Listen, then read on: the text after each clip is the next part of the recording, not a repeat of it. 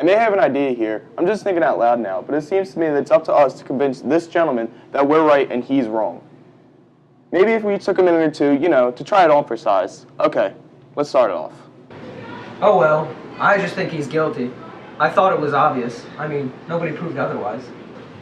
Nobody has to prove otherwise. The burden of proof is on the prosecution. The defendant doesn't have to open his mouth. That's in the Constitution. Have you heard of the Fifth Amendment?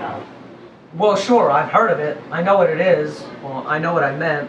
And I think he's guilty. Okay, let's get to the facts. Number one, let's take the old man who lives 2 stories underneath where he said the crime had occurred. He said that around 10 minutes after 12, he heard loud noises coming from upstairs. He said it sounded like a fight. Then he said he heard the kid run to his father and say, "I'm gonna kill you." And I think a second later he heard a body falling and he ran to the door of his apartment, looked out and saw the kid running down the stairs out of the house. Then he called the police. They found the father with a knife in his chest.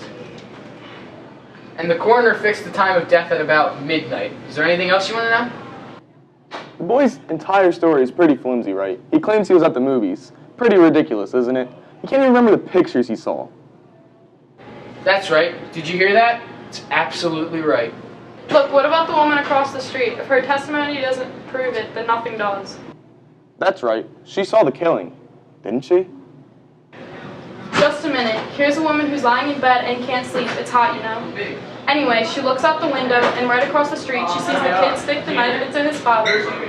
She's known the kid all his life. His window is right opposite hers, across the tracks, and she swore she saw him do it. Through the windows of a passing elevated train?